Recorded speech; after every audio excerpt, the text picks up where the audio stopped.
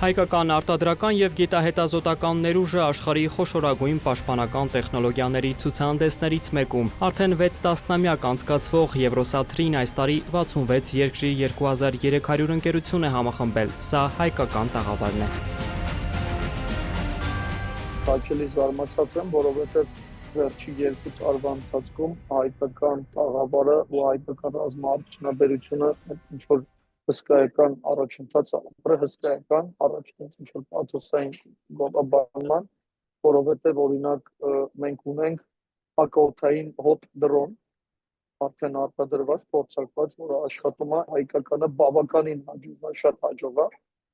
օրինակ ինքը ունի AI-ի միջոցով թիրախը գտնելու, հետապնդելու հնարավորություն։ Կապի միջոցներից մինչև ռազմամթեր, կանոթաչու սարքերից մինչև զրահաբաճկոններ ու այլ զինատեսակներ, Փարիզում հայկական ռազմաարդյունաբերական ոլորտի 18 ընկերության ներկայացրած արտադրանքն է։ Հայկական երկու ընկերություն բավականին հաջող կառավարման համակարգեր են ստեղծել, շատ հաջող, որ էլի միջազգային գործընկերների մոտ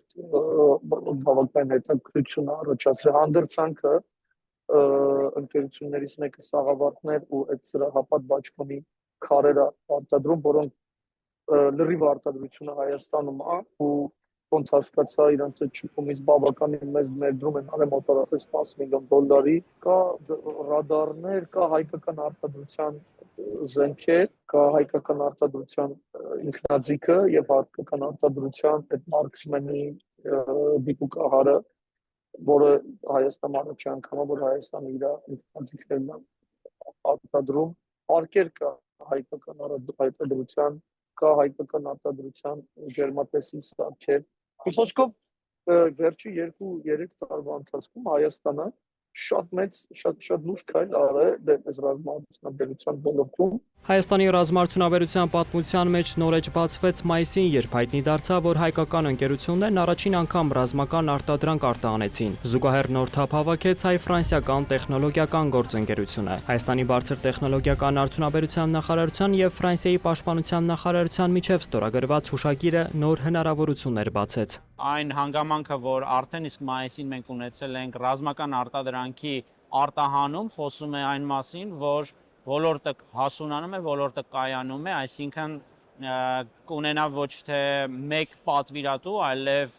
այդ պատվիրատուների քանակը կմեծանա, դա կնշանակի, որ նոր հոսքեր, նաև ֆինանսական և տեխնոլոգիական հոսքեր կապահովեն դեպի Հայաստան, ինչը կապահովի հետագա զարգացումը այս ոլորտի։ Պաշտպանության նախարարը ռազմաարդյունաբերության ոլորտի պատասխանատուները ցուցահանդեսին հետևում էին տեղում, Փարիզ էին մեկնել ֆրանսիական կողմի հրավերով։ Եվրոսաթրի 2026-ում հայկական արտադրանքը դարձավ տեսանելի, հասանելի, ճուշացան գործակցության նոր առաջարկները։ Կոնկրետ արդյունք կարող եմ այս պահին մատնանշել հայտարարված համագործակցությունը Thales, ֆրանսիական խոշորագույն Thales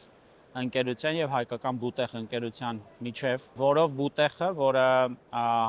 համակարգային ինտեգրատոր է եւ տարատեսակ կառավարման համակարգեր է մշակում,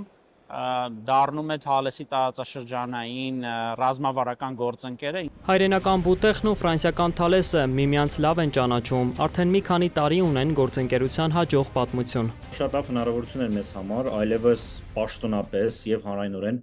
խոսել մեր ռազմավարական գործընկերության մասին միջազգային եւ աշխարհահռչակ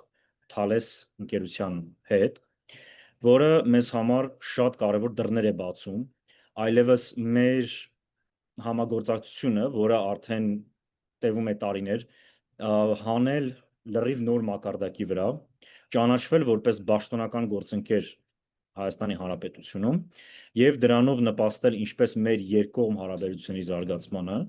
այդպես էլ նույն ձևով դռներ բացել ինչպես հայկական ռազմաարդյունաբերական ոլորտի համար, այդպես էլ խորացնել եղած արդեն իսկ ֆրանս-հայկական հարաբերությունները։ Գործընկերությունը Բուտեխին դիրքավորում է որպես արդյունաբերական գործընկեր մարտադաշտի կառավարման համակարգերի, մարտավարական կապի, կիբերանվտանգության եւ այլ ոլորտներում։ Այս գործընկերությունից ակնկալվում են նաեւ նոր աշխատատեղեր։ Ինքը բավականին մեծ ընկերություն է եւ աշխատում է գրեթե բոլոր ոլորտներում, լինի դա ռադիոէլեկտրոնային պաշտպանություն, կապի միջոցներ, ռադարներ եւ բոլոր այն լուծումները, որոնք այսօր նաեւ տրամադրվել են Հայաստանին, դա մեզ թույլ է տալի այդ տարբեր ուղղություններով ձևավորել շատ հստակ համագործակցություն, առաջին հերթին բնականաբար Թալեսի եւ Բուտեխ ընկերության միջեւ, բայց շեշտեմ, որ դա եւս մեկ անգամ նաեւ ճանապարհ է հարթում այլ հայկական ռազմարտությունաբերական ընկերությունների հետ եւս համագործակցելու։ Մենք հավատացած ենք, որ նաև Եվրոսատորին ու նմանատիպ հարթակները հնարավորություն կտան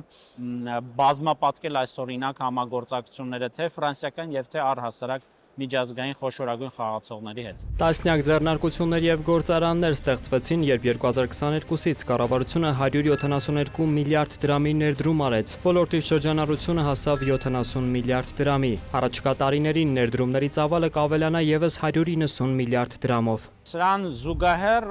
այդ ներդրումը նաև հնարավորություն է տվել հայկական ռազմարտությունաբերական ընկերություններին կարողություններ կուտակել, արտադրական ենթակառուցվածքներ ստեղծել եւ Հայաստանի Հանրապետության բանակին մատակարարումներին զուգահեռ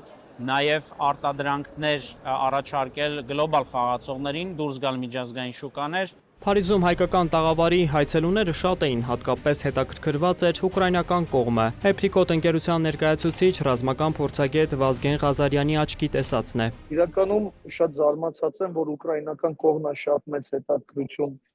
ցուցաբերում հակաօդային վարնասարքի ֆրանսիական բանակն մոտեցել արդեն քննարկումներ կա, որովհետև ցավոք ժամանակակից պատերազմում օդային միջոցները շատացել ու ահավոր էժան է, իսկ հակաօդային միջոցները իրանք բավականին թանկ է։ Ռազմարտությունաբերական ոլորտը Հայաստանում սկսել է ձևավորվել ընդհանրապես վերջին մի քանի տարում եւ տեսնել, որ այսքան կարճ ժամանակում ի շնորհիվ եւ պետական աջակցության, եւ մասնավորի ջանքերի, եւ այդ միջազգային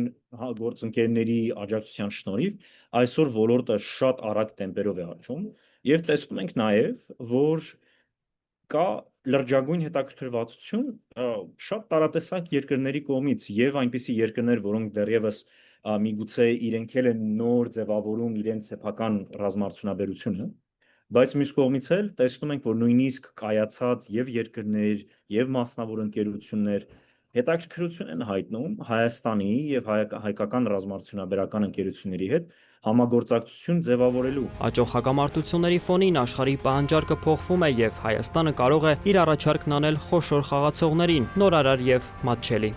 Վոլոդիա Մուշեղյան, Մուշեղ Մանվելյան, Կիրակնորյա լուրեր։